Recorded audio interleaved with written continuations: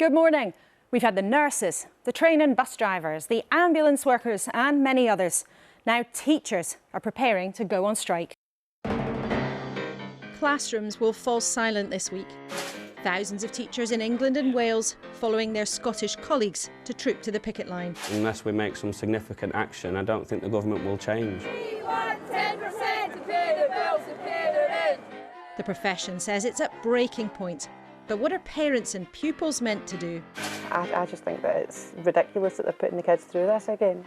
More strikes will mark the Prime Minister's first 100 days in the job. He gathered his troops in the countryside, but his attempts to crack on still clogged up with claims about one of his ministers' tax. There are no penalties for innocent errors in your tax affairs. And a sense that nothing's working has even spread to rock superstars. I personally have been a Tory for a long time, but I think this government should stand down now. So we have one big question this morning. After months now of industrial action, when will the strikes finally end? In the last 2 minutes, the chairman of the Conservative Party, Nadhim Zahawi, has been sacked after a row over his tax affairs. I'll be asking the Cabinet Minister, Michel Gove, about that live. The woman who'd be in charge of schools under Labour, Bridget Phillipson, will be here too on school strikes.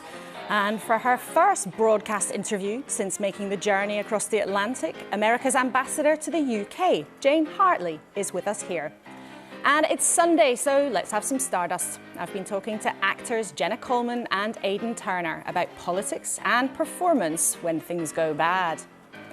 And a big welcome to my guests at the desk. Remember this? Brexit is not a game, huh? Don't forget. The man who was so coy, but will he be candid today?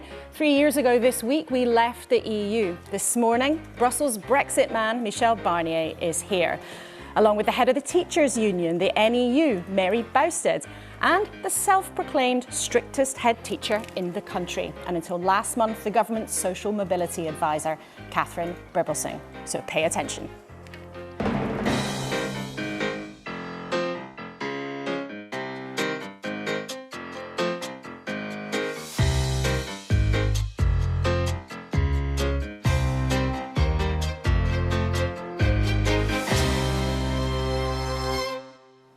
A very good morning. Now, whether you're a teacher, a parent, a grandparent or a pupil, keep watching as this week teachers in England and Wales prepare to join their Scottish colleagues on strike.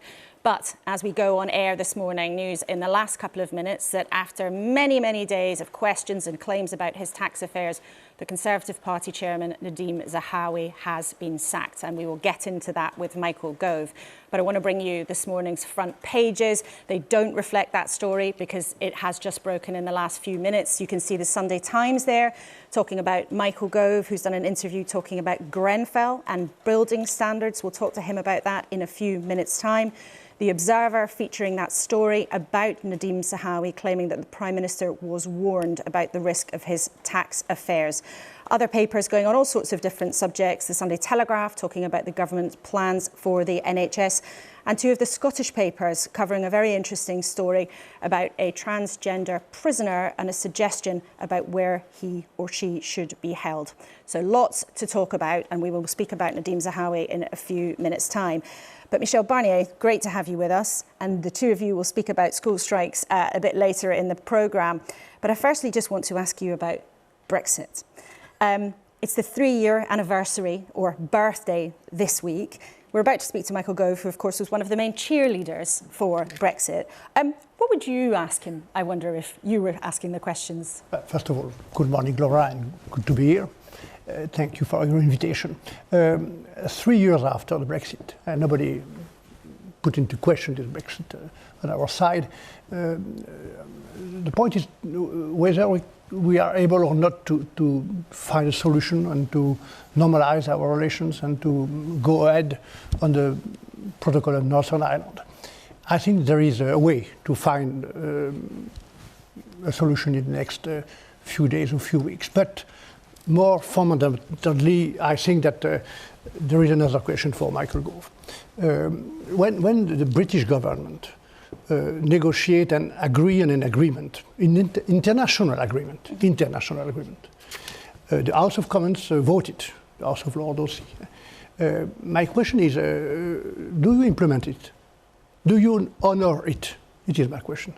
And you feel that the British government has not, or has? Not yet. Not yet. Not Okay. Yet. Well, we'll put Not that yet to Mr. on the key question for peace. And when you speak about Northern Ireland, it's not a question of trade or good. It's a question of peace, stability, and the people of Northern Ireland, the people of Ireland, needs clarity and stability as soon as possible. Okay. Mary, we will talk about the school strikes a bit later in the programme, but I want to ask you quickly for your reaction to the news that's just broken about Nadhim Zahawi being sacked. We understand it has been found that he did break the ministerial code. What do you think about that? Well, I'm glad he's gone. I mean, I have to ask the question, what do you do to resign? I mean, he should have resigned when he carelessly forgot that he hadn't paid millions in tax, briefly when he was a Chancellor. Why did he think he could carry on being in post?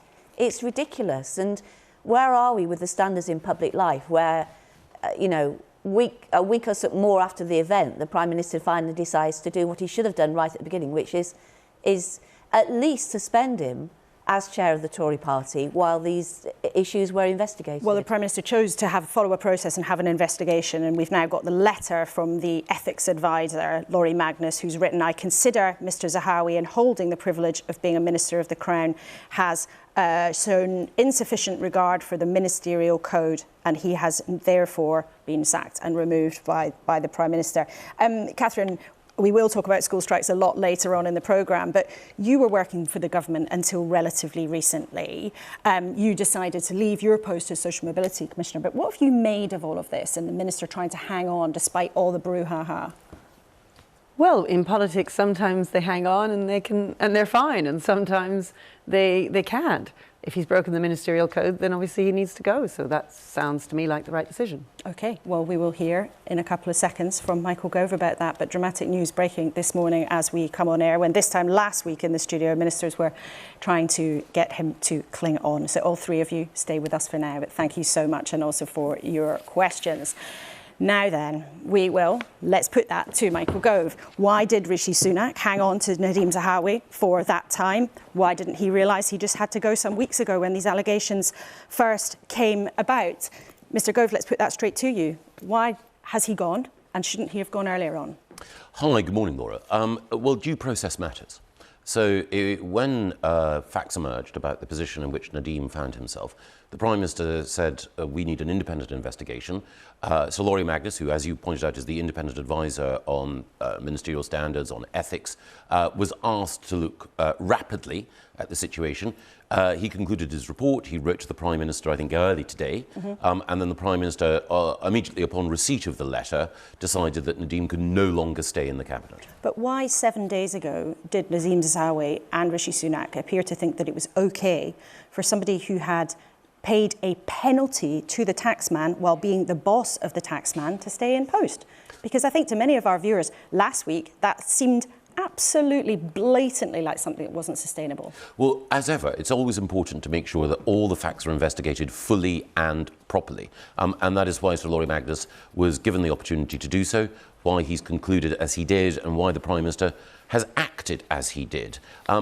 As a general rule, I think it is important when allegations are raised that they're investigated promptly, but also we shouldn't rush to judgment before there's been that investigation.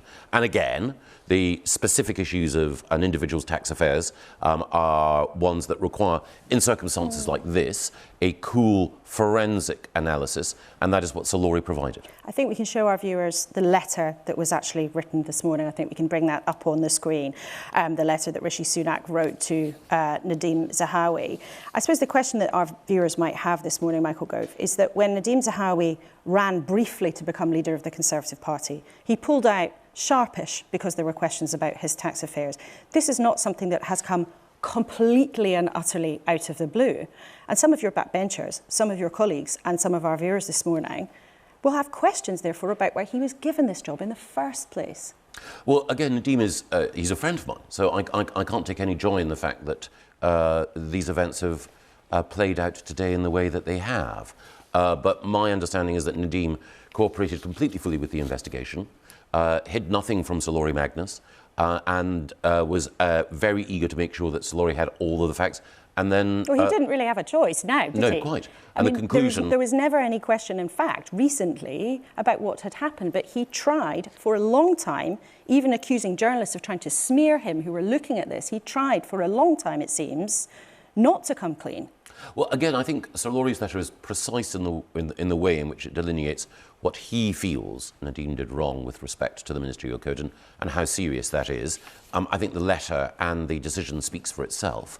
But again, when it comes to the position that you mentioned last summer and Nadhim's decisions then, my understanding is that there was no information that was brought to the attention of the Prime Minister, either Rishi or indeed Liz Truss, which would have led them to believe at the time that it was inappropriate to have Nadhim on the team. But isn't it incumbent on any leader to ask, to check, to double check, to, if as Rishi Sunak wants to run a government, he says, of the highest integrity, professionalism and accountability, shouldn't he have checked, frankly? Well, again, there was no, to the best of my knowledge, I'm absolutely sure that there was no alert that was given to either Rishi or indeed to Liz Truss. So, again, Westminster will always have rumours, speculation, it was in some speculative newspapers reporting. at the time. And I know, Michael indeed. Gove, that you're someone who reads the newspapers with great care and attention Yes. as a former journalist. Do you think it really stands this morning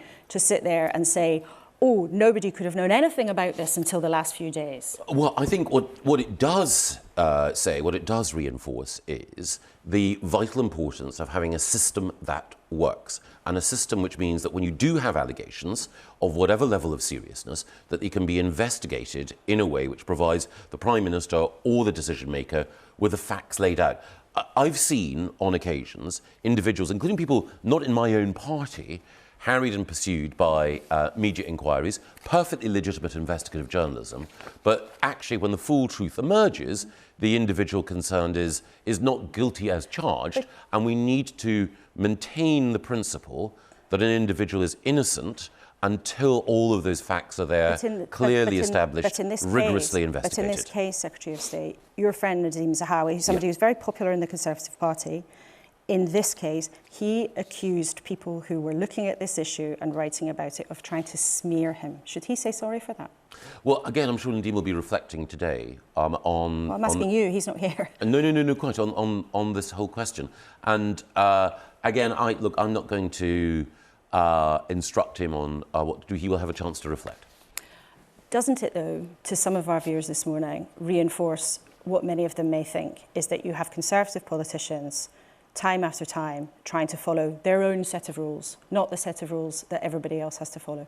Well, there are always people who will fall short, whether it's in politics or in other parts of public life or in professional life or in any area. So because someone commits a lapse or a sin, that shouldn't be automatically taken as an opportunity to damn an entire organisation or a way of working. But and I think the critical thing... for the perception it gives of your party, and indeed of this Prime Minister, because he's not the only minister there have been problems with. You know, there's an investigation into Dominic Raab, very serious minister, over bullying claims.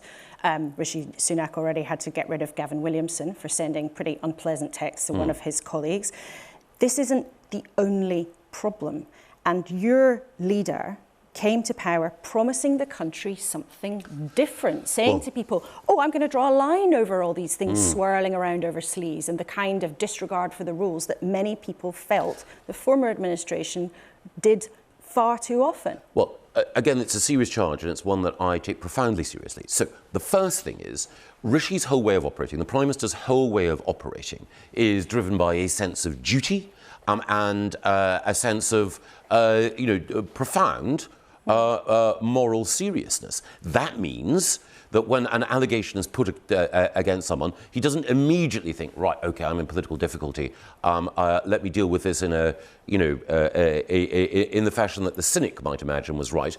I will do right by the individual accused, but I also do right by the process overall. And I think that is an admirable approach to take. Your second point is, does this particularly harm the Conservative Party? I think any governing party, when there are allegations about its members or allegations about politicians overall, bears a particular burden. I would say, and I'm not trying to, in any way shift blame or responsibility for faults that exist within our own party. But I think it is also the case, if you look at politics overall, if you look at other areas, there are always examples of individuals whose conduct falls short. But there are several examples in a very new administration. You know, Rishi Sunak's about to hit his 100-day milestone, and there have been several of these kinds of things popping up. I mean, either is it careless? Is it bad judgment? Surely it does reflect on him. Well, I think what reflects on him is the determination that he has to ensure that people are dealt with fairly, but the government concentrates on delivery. So when we met earlier this week, as a cabinet, the Prime Minister made clear to us the vital importance, which all of us recognise in each of the areas for which we are responsible, of delivery. So departures like Nadhim's are newsworthy, sad for the individual concerned, and obviously invite speculation. But in government, what we're doing is getting on with halving inflation, reducing debt, generating growth, making sure that we deal with the waiting list, cut the waiting list in the NHS, and stop the boats crossing the Channel. I wonder Those if are our you're going to priorities. get sort of 5-point pledge, just briefly, and we will move on because people want to know what's happening with the schools this week, and we want to talk also about building, which is in your responsibility. But this is a yes or no answer. Can you guarantee our viewers this morning that no other government minister is going to end up having to quit over any financial wrongdoing or mess over their tax affairs? Well, to the best of my knowledge, I can't think of anyone who would be in that position. But I can't make windows into men's souls or women's. I can't know that there isn't someone anywhere in politics or elsewhere who might not have, through inadvertence or a desire to cut corners, done something wrong. All I would say is that in a properly, Christian sense, we should be ready to forgive as well as to judge. OK. Teachers in England and Wales are this week planning to follow their colleagues in Scotland out of the classroom and onto the picket line. For families, parents, grandparents, pupils watching this morning, that's going to cause huge disruption. How's the government allowed this to happen? Well, I think it's a collective question here. So the first thing to say is I know my son's at school, he's doing his A-levels this year. He will be affected by the strike. And I don't want to apportion blame or responsibility towards any particular individual or organisation. So is it a collective failure? I think there are several things at work here. So the first thing is there are lots of people in the public sector who are understandably concerned because the rate of inflation means that their pay is falling behind. That is true for everyone in the country. And that is why halving inflation, as the Prime Minister and the Chancellor pointed out, is so important. That is Which the best is the Bank of cut. England's job, and that's not down to the government. But in any case, I take your point. The point here is that teachers are getting poorer. Teachers for months have been trying to talk to the Department of Education about this, and the government and the unions have not been able to prevent a situation where families are going to have lots of disruption this week. Again, I think the Education Secretary, Gillian Keegan, has said that the teachers don't need to go on strike to get her attention. Gillian is a warm, determined, thoughtful and caring Secretary of State. She's been looking forensically at the issues that we have in education. She wants to avoid the need for strike action. But as you point out, there's been strike action already in Scotland. And so, this is a problem, a challenge that exists across the United Kingdom. So, Nicola Sturgeon is grappling with it in the same way as we are grappling with it here. And it is a consequence of the broader economic challenges that we face. And that is why if we want to halve inflation, if we want to get growth growing and reduce debt, we need to make sure that the public finances are stabilised. That's what Rishi and Jeremy have done. So the government 5-point pledges has given you a bit of a tongue twister, but I'm sure that with plenty of practice that all government ministers are getting, it'll be rolling off the tongue before too long. I want to ask you about housing. Now, this comes under your responsibility as government. Now, you've said this morning that government shares some of the responsibility for the terrible tragedy at Grenfell. Why has it taken 6 years for a government minister to concede that? Well, I think the principal reason has been we wanted to let the inquiry conclude. So 6 years? Well, nobody needs to tell me how desperately important it was to deal with all of the issues that were provoked by the fire at Grenfell Tower. It was an horrendous tragedy. It was a tragedy for everyone directly involved, the people who lost their lives, the people in that community, but it also had ramifications which, as you quite rightly point out, have gone on for years, not properly addressed. Again, I'm not going to blame any individual for that. That would be wrong. It's now my responsibility to deal with it. And one part of that is tomorrow I'll be publishing a contract which will say to the developers concerned, people who, put up buildings which are unsafe, look, you now have, as you said you will, an opportunity to put that right, to make them safe. But you're also right, government, and it's not the fault again of any individual minister or department or administration. It was collective over many years involving people from different parties. It's a failure of government. Yeah, totally. And it was a failure to effectively have a system of building regulations which could keep people safe. So on that question, you say it was a collective failure by government that allowed that to happen because the system wasn't good enough. So in the last 6 years, since the terrible fire, how many blocks have actually been fixed? Because in June, there was a Freedom of Information request that said there were still more than 9,000 buildings that were unsafe because of fire safety or some other kind of risk. How many of those have been fixed now? Well, the buildings which are most dangerous, those buildings which are over 11 metres, we've made significant progress on, but there are also buildings, over 80 metres. There are buildings between 11 and 18 metres, many of them, which do need to be addressed, far too many. And again, it's because we haven't had action that I'm publishing the contract tomorrow, demanding that developers... But my question is, how many of those buildings are still unsafe? 6 years on, how many buildings are still unsafe? Far too many. Do you know the answer? Well, we're changing the number of buildings that are being remediated every week, but I would say that of the buildings that are most unsafe, as I say, the over 18 metres, the vast majority have now been remediated and the situation has been addressed. There are buildings which are at a lower level and where the risks are smaller that are still unsafe where work requires to be done. OK, well, it'll be interesting. We'll watch with interest as the full details of your announcement come later this week.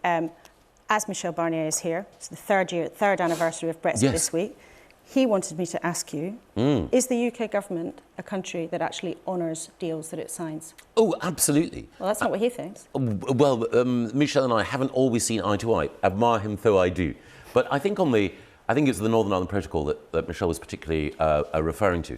One of the things about the protocol, and it was there in the original agreement that we signed, is that a special committee was set up to look at the way in which the protocol operated, because both sides acknowledged that in its operation we might need to adjust things. And to be fair, the current Commission and the current Irish government have said, look, the protocol, as it was drawn up, was implemented too tightly. So you've had Leo Varadkar acknowledging that change needs to come. And I'm about to ask Michel Barnier about that, but yes or no, will there be a deal on the Northern Irish Protocol soon?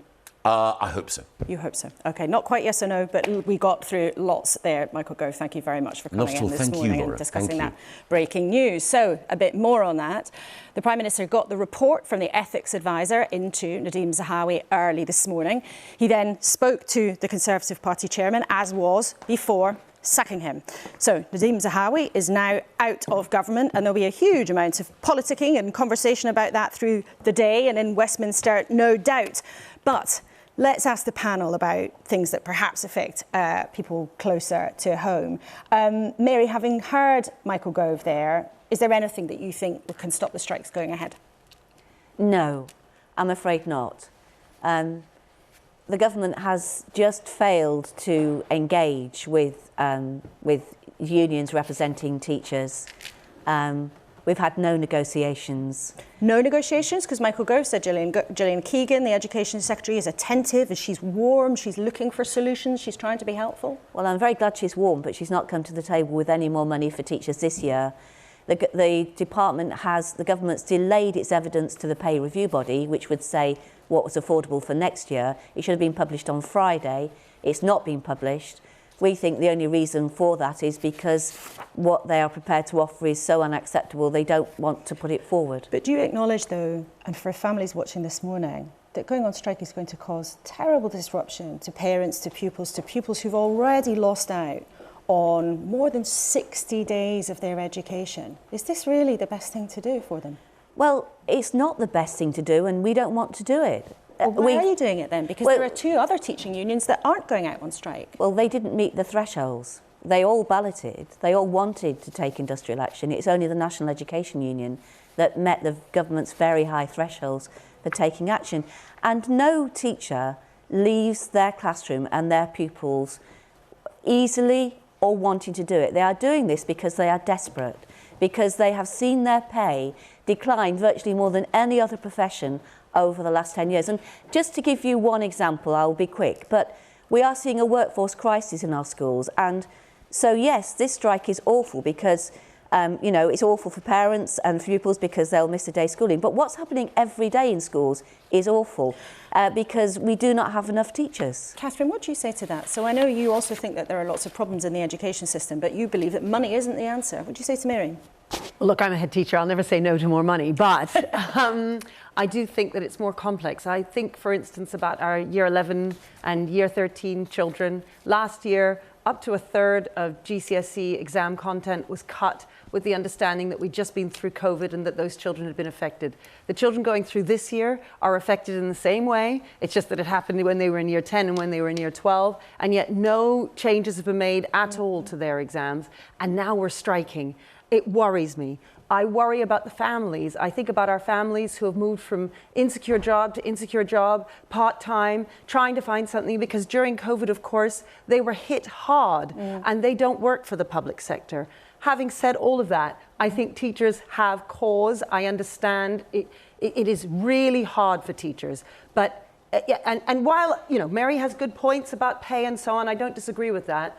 I do think that the things that we need to be fighting for in education are better behaviour and less bureaucracy. Behaviour and bureaucracy are the two main reasons why we have a crisis in terms Mary, of the workforce. you're shaking your head. Yeah, I mean, I've written a book about the bureaucracy about teachers. It's more than just bureaucracy. It's about intensive workload and about inappropriate accountability measures. But so yes, workload and bureaucracy, absolutely key. But when you see that teachers have lost 23% of their average pay over the last 12 years, and that when you see that both all public bodies saying that teaching is becoming unattractive, when you see that every day children are being taught by teachers who are not qualified in their subject area, or being taught by learning support assistants because schools cannot recruit teachers. But Mary, and parents will know that's happening every day to their children. Mary used the figure of a 23% pay cut in real terms. Other people use a far lower figure yes, than other that. people I'm not use disputing that there are 13% real for terms CPI, cuts, but absolutely. also there is an important point there that not everybody would accept your numbers on that. So, Catherine, what would your solution be? So you don't agree with going out on strike as Mary is doing with her members. No, what would your not solution now. be? So soon after COVID, in particular with families, as I say, they don't work for the public sector. They're not in a position to be able to strike like that. And I'm not sure it's the most sensitive time to be doing that. Having said that, I do think there is a larger conversation to be had about teachers and how much we're paid. I mean, the fact is, how much do we respect the teaching profession? How much do we value teachers? Because we should value them enough to pay them enough. So there is a point there. I'm just not sure now is the time to make it. Okay, well, you're making me sit up straight in the studio this morning anyway. Michel Barnier, you heard Michael Gove there say that the UK does honour its agreement. I'm told in my ear that you had a wry smile while he said that. What did you make of what he said about the UK's delivery on Brexit? Michael spoke about the current government. There is a new government in UK. He spoke about the current commission. The commission is the same. It didn't change. So, to be frank, what we try to do patiently, with huge respect, without ideology, during these 5 years and a half, is to find solutions in Ireland, Northern Ireland, to the problem created by the Brexit. And what creates problem in Northern Ireland is only the Brexit. So we try to find solution to square the cycle, if I may say. And finally, we found a solution. A first solution with Theresa May, a second solution. I've been flexible. With Boris Johnson, the government at that time negotiated very carefully, line by line, comma by comma, and finally, as I said previously, we found an agreement. This agreement has been approved, voted by the House of Commons. So now there is a room to look at the details. There is room to find operational, technical solutions. We are ready. The Commission have put lots of proposals, and I think, to be frank, that it is time to conclude.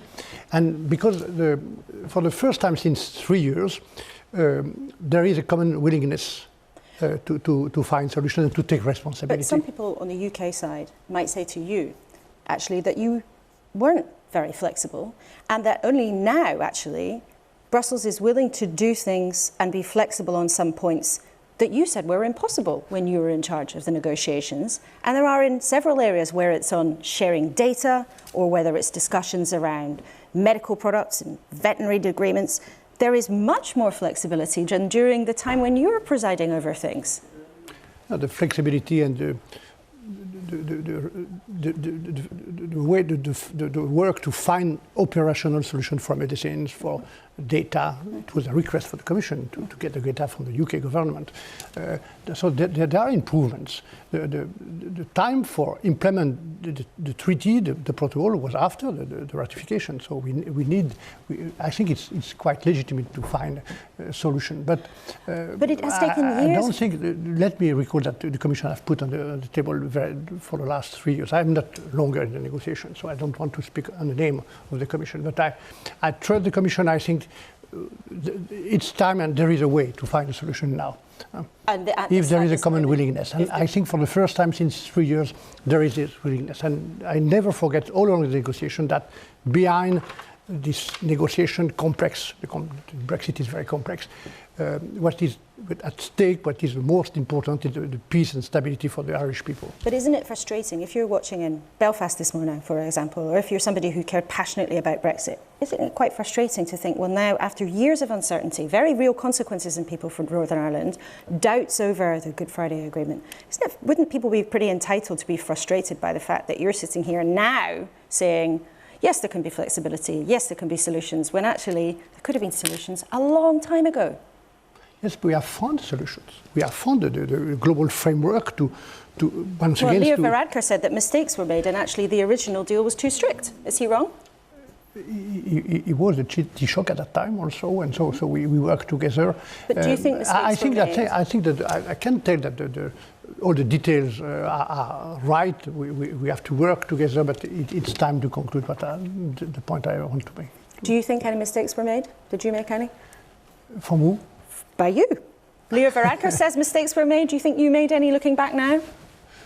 I think that we leave a certain number of points open for the discussion. I don't think it could be mistake. We can speak about mistake. I think I work all along this process with a huge flexibility. I work with a greater respect. If you look at my book, you tell the inside story, your secret Brexit diary. I think it is interesting to read to understand the complexity of the Brexit. Huge complexity, the complexity of the negotiation. But if you read this book, which I wrote every day during all the negotiation, every night, you can see as the proof that I always work with respect for the British people, for the Irish people, also for the government and for all the actors. And this respect was the key point for the negotiation. And it sounds like you're saying, but let's just be really clear, you think there will be a deal soon to tie up the Northern Ireland Protocol after all of these many years of angst? I hope so. I think that there is a way, because for the first time, once again, since 3 years, I see a common willingness to take responsibility on both sides. Michel Barnier, thank you very much indeed for now. And Catherine and Mary, thank you both for now. But stay there, because we'll be back with you at the end of the programme. And we'll have some reaction also from the Labour Party, of course, to the sacking of Nadhim Zahawi in the next 10 minutes. And as always, we want to hear what you think too. You can email us at kuenssberg@bbc.co.uk. Use the hashtag on social media, hashtag BBC Laura Kay, if you're that way inclined. And do get in touch. We'd like to know what's on your mind. Now, for something completely different. It's been a while since we've talked about that dreaded phrase, the special relationship. The friendship the UK always hopes really matters to our cousins across the Atlantic, but sometimes they have other things going on. But I'm delighted to say that the new US Ambassador Jane Hartley to the UK is with us this morning for her first television interview since she took the job. We can see you on the screen being sworn in by Her late Majesty, but over Zoom because it was a very different time then. Welcome. Thank you. You've been ambassador for some months now. What do you make of the UK so far? I've been ambassador for 8 months, and I arrived about a day before the Platinum Jubilees started. And our confirmation process, as many people know, can be very complicated. But because of the respect for the Queen, in the end, it didn't feel rushed to me, but it was rushed, and I was voted unanimously. And that was a special time. And you talked about presenting credentials. I think I was the last ambassador to present credentials to the Queen. And I will never forget that. It's a very meaningful footnote. Very, very meaningful. And what are your impressions of the UK so far? Well, it's been an interesting time. I've been here 8 months. Say that. I was trying to think of the adjective. I've been here 8 months, and I've had 3 prime ministers, and obviously 2 monarchs. But my impression is that the special relationship, as you mentioned, is very much real. You know, when I was on the other side of the Atlantic preparing to come over here, and through all my Senate meetings, confirmation meetings, everybody would talk about the special relationship. I think until you actually get here and work with the government, you really don't realize how special it is. I've been, as you know, I've been an ambassador before, I've worked at the White House. I've never seen the trust, the history, and really, frankly, even the process. It is seamless. We share intelligence, our militaries work together. I was just up at Lakenheath, the Air Force Base, last week. And it just brought home to me, as we talked about Ukraine, what we're doing together. So I don't think there is another country like that in terms of our relationship. And if our relationship still is so special, and there I did it, I used the phrase, why then is the promised trade deal between our 2 countries a million miles away? I mean, it was promised by Brexiteers during the campaign, but it was promised by the former president. Where's it gone? Well, listen, I think we have to look at trade in the broadest sense. We have done different things in terms of trade. Obviously, we now see Scotch whiskey flowing freely back and forth between our 2 countries, which I think many people are happy about. I'm about to go up to Wales to a couple of the farms that are now exporting lamb, and I think the Boeing Airbus situation has also been resolved. You know, I think we have to take it one step at a time. Catherine Tai has been meeting. Trade. I'm sorry, she's our USTR, yes, our trade representative. We've had many meetings, including one really terrific meeting a while ago in Boston on small and medium-sized business. But on that big trade deal, though, it sounds like you were saying to people this morning, President Biden is not going to give the UK an all-singing, all-dancing trade deal that used to be on the table. Yeah, I can't go there because I don't know if that's the case. I mean, I do know the strength of the... You're the American ambassador. If it was going to happen, you would know with respect. Well, I'll tell you what I said in my confirmation hearing, because I was asked this. I said, I, at heart, am a free trader. That's who I am. That's what I've done in my life. I was a CEO. I understand business. I understand the importance of it. But I am not negotiating the deal. I will be an advocate for it if we get a deal that, it really has to help workers on both sides of the Atlantic. One of the other things I know that the White House is taking a keen interest in is what is happening around Northern Ireland and the protocol, as we've just been discussing with Michel Barnier. How important is sorting out the Northern Ireland protocol to President Biden? Listen, we are not part of the negotiation, and we want to make that clear. This is between the UK and the EU. Having said that, we have encouraged for months and months and months now both parties to get together, to sit down at a table, and to try to hash it out. Because what is important to us is that all of the progress, the peace, the prosperity from Belfast, Northern Ireland, Belfast Good Friday continues. And I was up in Belfast a couple of months ago, well, maybe not that long, 2 months, 6 weeks, something. And I was amazed. It's an incredible community that seems poised to take off. There's a huge amount of American investment in there already, some major companies. And in my discussions with them and others, people are saying, great education system, once an entrepreneurial spirit, many young people. But I don't think you're going to find a CEO, at least an American one, investing when there's political instability. But there is concern in the unionist community in Northern Ireland that this different relationship that Northern Ireland has with the EU to the rest of the UK pulls them closer to Dublin than to the rest of the UK. Do you think if the protocol progresses, that makes the path to a united Ireland more likely? I don't have enough information on that, but what I would say is if they have a protocol that works for them in some ways, they're in the most positive of all worlds because they get to trade east and west and north and south. And from an American standpoint, I would love to work with them on bringing more investment to Northern Ireland. Okay, you've been here at an extraordinary time, as you said. You were sworn in while the Queen was still alive, and you've met the new King now. Yes. There's also been huge attention and discussion of Harry and Meghan's move to the US. Is there a lot of sympathy for Harry and Meghan in America, do you think? I never like to go into family dynamics because I'm from a very big family myself, and we never talk publicly about our own whatever our intention. By the way, I'm very close to my family, and just for the record, my son is here. He's been here. I'm seeing him for dinner with my daughter-in-law tonight. My daughter is in New York. I miss her terribly. She comes over, and my husband's here about half the time. But this isn't just a private family matter. No. I mean, this has been a huge story, and it does certainly seem on the other side of the Atlantic that there has been a very genuine swell of support for Harry and Meghan. And do you think that the reputation of the royal family has been damaged or tarnished somehow by all of this? Listen, I will only give you my personal opinion, and remember, I have not been living in the United States, I've been living here. But as you said, I've met the King, and I was up in Scotland at Dumfries House a couple of weeks ago.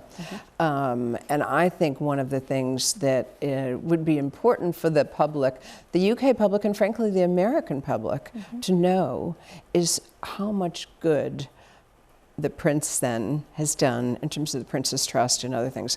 That message is not out there. Now, I'm particularly interested in it because one of the things I want to work on as an embassy is what we do with young people and how we make sure young people have the right skills for the next generation of, whatever's coming in terms of technology.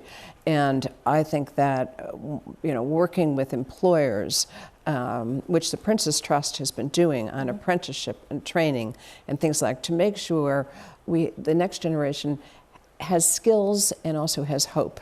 And I want to commend them for what they did, and I think more people should know about it. Okay, well, you've done a very good job there of explaining to our audience some of the work that they do. As you're here, and people in the UK watch the US very closely, and I must just briefly ask you about the very disturbing pictures that we've all seen overnight over what happened in Memphis with Tyree Nichols. What is it for Brits watching this? What is it about American police forces that this kind of terrible thing just seems to keep happening? I'm heartbroken, to be honest with you, as a mother, and watching that video was pretty horrific. When it first came out, I hadn't seen it, and my daughter got a hold of me, and her question was one I would want to ask many elected officials. She said, "Why does this keep happening?" And I think it's a question we should all be asking. I think there is legislation on the Hill right now that the Biden administration has proposed. It is stuck there. Hopefully we will, after this incident, we will do something to try to pass it. But it's much more than that. I think communities around our country have to have a discussion with their communities. Are police being trained in the right way? You know, are we recruiting the right type of people?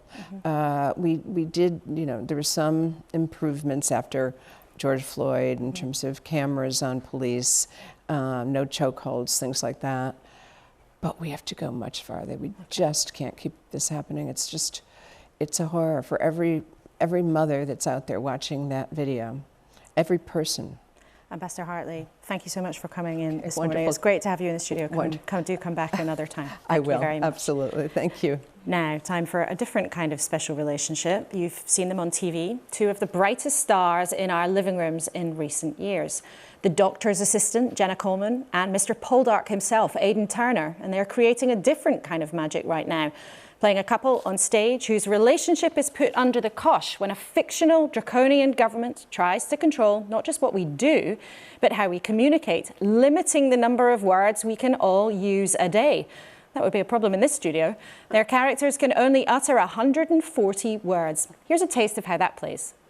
Okay, do you think we can describe this play in 140 words? So this play is about two people, Oliver and Bernadette, who are living in a world where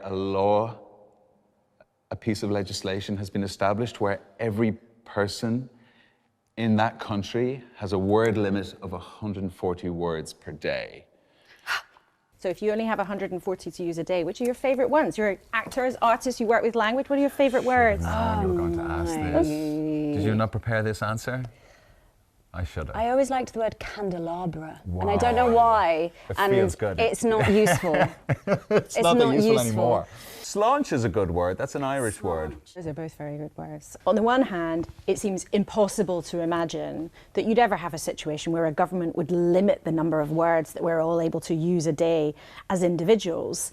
Except, go back a few years, it would have been impossible to imagine that we'd have lived under a situation where governments told us all to stay at home during COVID. Right, exactly, yeah. And this play was written when, 2015? It's so fascinating that Sam wrote. I mean, this is not in any way a play about the pandemic, but obviously during rehearsal process, you can't help but align, you know, and draw comparisons. Apparently, it's been really good in Norway. For what?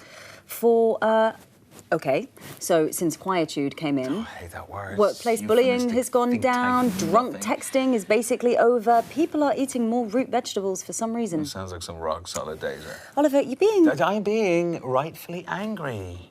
They're using this faux benevolent nonsense to lock us all up in some linguistic gulag. Where are you getting this from?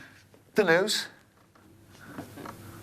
And you know my thoughts. There's a brilliant sequence that we have where the law is first passed and it's like instant, okay, great, okay, there's a bit of a manic energy of survival, let's talk in Morse code, let's create, you know, and I think so back to that beginning of the pandemic period where suddenly, you know, there was a kind of a hysteria, you know, like, I mean, memes and fear. Fear. I mean, toilet roll, literally, you know, that kind of that at the very beginning of the pandemic, and it's so, you can feel it in the play at this point. There's a very big conversation at the moment about whether free speech is under attack. Have people become too careful about some of the things that they say? Yeah, I think it's really interesting. I mean, at a moment in our play, there's an amendment that comes into, that's passed, where some people in some professions get a certain license to say as many words as they like if it's work-related in their workspace. So one of the first people to get it are politicians and lawmakers, and there's these kind of, I think we call them like word sanctuaries that are set up where they can go in and just chat. Really? Yeah, so the House of Parliament is one of the first places, where Westminster, where they can go in and just freely talk. And then they've started to set up communities in there where there's, you know, I think my character talks about there being like gyms in there and 28 restaurants, and people are just hanging out now to chat. So we can see this divide between people who are just getting their standard 140 words, my character who's just a musician, and people like politicians and lawmakers. What do you think it says in the play that politicians are able to set their own rules for themselves that are different to the rules they set for the rest of us? And have like live-in places where they go and chat and have parties and stuff? I don't know, I've never heard them. They wouldn't do something like that, would they? Well, I don't know. Not. You tell me. What does it say? I mean, it's just interesting, isn't it? It's an interesting take that when you're the lawmakers and you do these kind of things, I mean, who are the first people to get it? I mean, usually themselves. Jenna, for lots of people, they first saw you, blaze to stardom as part of Doctor Who. Mm-hmm. But I have to ask you, what was the best and worst thing about being in Doctor Who? I'm good. Best was every day was very, very different. In terms of you were being hung upside down on wires and stunts, running down corridors. Every 2 weeks is a different episode. Amazing actors in and out all of the time. And also the nature of the storytelling was like being a kid in a storybook, like every single day. How long were you on the show for? 3 series. Did 3 series. I had with Matt Smith and Peter, who came in, so I had I got to work with 2 different. Yeah. I used to have a teacher exactly like you. You still do. Pay attention. Any downsides at all? Downsides, I think for me, I just love change, and it was a really long time to play one character. I was yearning as much as I love Cardiff. I was yearning to leave when I did. And what about Poldark? So that was a huge smash around the world. You said when you were returning to the stage, you hoped that the success of Poldark would bring a whole new audience to come and see you to the theatre. All the fans just came from Poldark. Every single one. It must have been a long-running play. Now. Did that work? I mean, it's difficult often, isn't it, for people to have success on stage and on TV, but has it worked? Did it help? When you do something that's a success, you get more of those kind of scripts and more of those offers come in for that particular type of thing. And so, yeah, you can get pigeonholed pretty easily, I think, still in this business. I think every actor kind of goes through it. You just need to be on it and know what you want to do and change it up and that kind of thing. So do you turn down lots of rugged hero roles?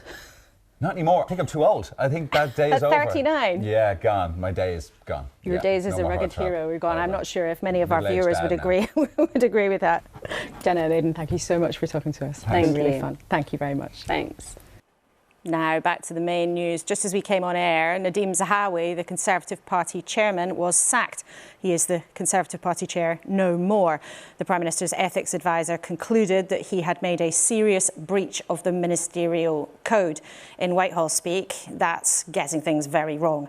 Bridget Phillipson, Labour's Shadow Education Secretary, joins me now. What do you make of this sacking? I mean, Rishi Sunak said that he would check out what had happened. Someone has checked out what has happened. He found he'd made mistakes and he's gone. That should be it, right? This should have happened weeks ago. It was always going to end this way. And I think it speaks to Rishi Sunak's weakness that it's taken so very long for it to happen. And this isn't just about one individual. This is about right at the heart of government, a government that is just mired in sleaze. We've had Nadhim Zahawi, Suella Braverman, who herself also broke the ministerial code and then appointed as Home Secretary, Dominic Raab, Gavin Williamson. I think this speaks to a government that just is focused on the Conservative Party, not on the interests of the public. And this is going to continue to happen. This really isn't going away. And I think there are still serious questions that the Prime Minister needs to ask about all of this. Nadhim Zahawi has spent weeks seeking to dodge questions and to threaten those who asked him questions about his tax affairs. Except, Bridget Phillipson, actually, wasn't it quite right and proper in the sense of having the facts, checking out what really happened? Wasn't it right and proper that Rishi Sunak asked his ethics advisor to investigate? That investigation took its course. It happened relatively quickly. The investigation came back early this morning and now he's out. I mean, would you suggest that ministers should just be chucked out at the first sign of something going wrong? This is very serious, and Nadhim Zahawi has spent a very long time dodging this. And I do just think it speaks to Rishi Sunak's character and his judgment and his weakness. He's not prepared to do what's right for the country because he's focused on what's best for the Conservative Party. He had no choice but to sack him. He should have sacked him weeks ago. It was always going to end this way. But what happens yet again? We have focus and discussion about all of these terrible things right at the heart of the Conservative Party when the British people know that we face big challenges. It will take a Labour government to get our country back on a better path. I think we've got a brilliant future ahead of us, but if we've got a country that's, where it's all about the interests of the Conservative Party, we're not going to see the change that the people of this country need. The Liberal Democrats have said this morning that Nadhim Zahawi should also stand down as an MP. Do you agree with that? I think that's for him. I don't see his career's got much road to run, really. But, I mean, my focus is on not just Nadhim Zahawi as one individual, but right across government what we see. You know, Suella Braverman broke the ministerial code on an issue of national security. And what did Rishi Sunak do? He made her Home Secretary. Well, I think that's his weakness and his failure of judgment. And that's something we've discussed in the studio on another occasion when that was happening. Let's talk about something a lot of people are worried about happening this week. Teachers walking out on strike in England and Wales, like's already happened in Scotland. Should teachers go on strike?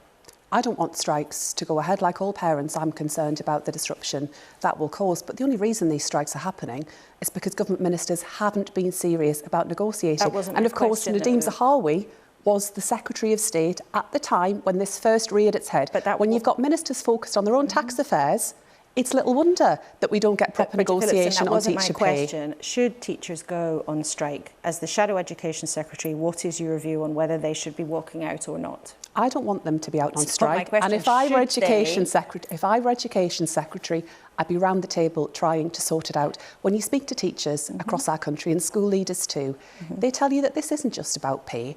It's about the fact that they feel undervalued and underappreciated for the work that they do. Look at what they did during the pandemic. And what did the government say? They don't deliver a proper pay rise. In fact, experienced teachers over the last decade have had a 13% pay cut. Under Labour, teachers got real terms pay increases. Now, we won't be able to fix all of this overnight, given the scale of the crisis we see in our economy. But we do deliver a fairer deal for teachers. Why won't you answer that question, though? Do you think they should go on strike or not? Because I want to be the next Education Secretary and I'd be a party to that discussion, sat around the table trying to get a settlement. It's not for me to insert myself into it in that way. I would want your view. And actually, not so long ago, during the pandemic, which you mentioned, your party leader, Keir Starmer, said very clearly he didn't think teachers should take industrial action. So why does it make sense for Labour to take a position on one time and on another occasion you're saying, I can't take a position because I want to be the next Education Secretary? I want what all parents want, which is my kids in school. They've missed out a lot. Of course they have. But the only way to sort it out is to get around the table and to have a conversation. Ministers have left this right until the 11th hour. They haven't been serious. I don't understand why in 2021 Keir Starmer was quite happy on one occasion to talk about, to give a clear view on whether teachers should take industrial action. And now this morning, you're not willing to give our viewers a clear view on whether or not they should go on strike. I never want strikes to happen. No worker wants to go out on strike. Teachers don't want to be out on strike. Doctors don't want to be out on strike. Nurses don't want to be out on strike. When you're having industrial action, that's because you've got a failure to properly get to a position that everyone can live with. And when you've had 5 education secretaries in a year, it's little wonder that you don't get to a position of agreement. But I do think it's about addressing, yes, pay, but those wider pressures in the system too. Teachers are fed up and they've got to the end of the road. I understand that. I completely understand that.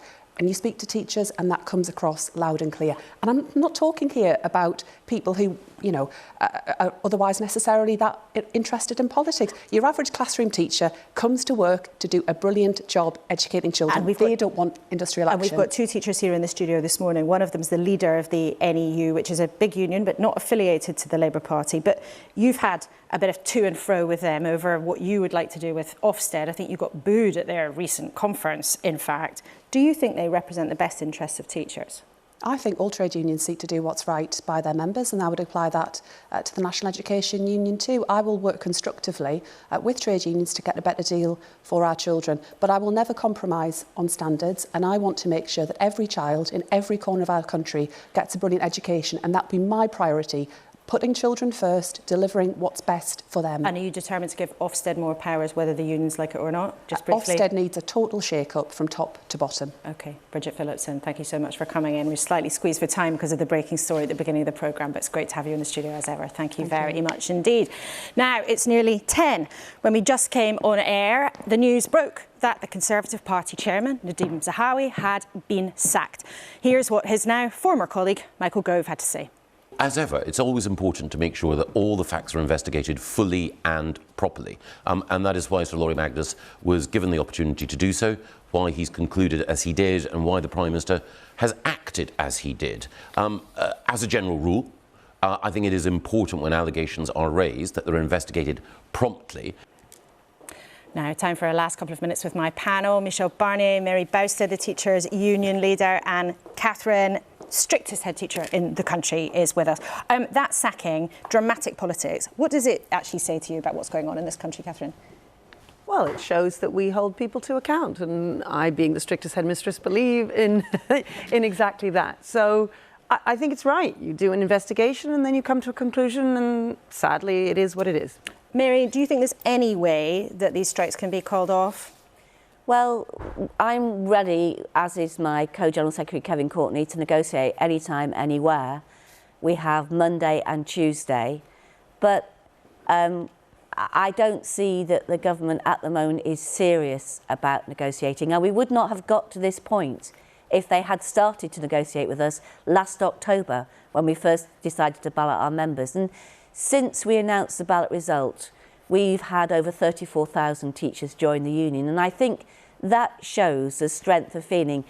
Bridget Phillipson is absolutely right. Teachers are at the end of their tether. They feel undervalued, they are underpaid, they are completely overworked, but more importantly for parents, parents throughout the land at the moment will know that their children are either being taught repeatedly by cover teachers or by learning support assistants or by teachers not qualified in the subject they're teaching. And that's an epidemic in our schools. And we'll watch carefully what happens in the next few days, Mary. Thank you for that. And Michel, Barnier, just finally to you. We've had a dramatic sacking while we've been on air this morning. You witnessed a lot of UK political turmoil. How do you look at us from across the channel now? Briefly. Nobody can give lessons. I will certainly not give lessons. Nobody can be happy with the difficulties of the UK, social, political, or economic. But I think all the difficulties are not linked to the Brexit. They're not linked to Brexit. But every difficulty is more difficult and more serious because of the Brexit. Very difficult because we're always up against the clock and we have to leave it there, I'm afraid. Thank you, all three of you, so much for your contributions this morning. Excellent insights. And listening to them, it's clear the scale of what the government faces, not least because this morning the Prime Minister sacked his party chair following weeks of revelations about his tax affairs. The Prime Minister said it's clear there's been a serious breach, but maybe big questions remain too about what Rishi Sunak really knew and when he knew it. And did he have to wait this long for Mr. Zahawi to depart? I have a feeling that these matters will not disappear quickly. Thank you so much for watching. As ever, you can catch up on anything you missed on the iPlayer. But until next Sunday, goodbye.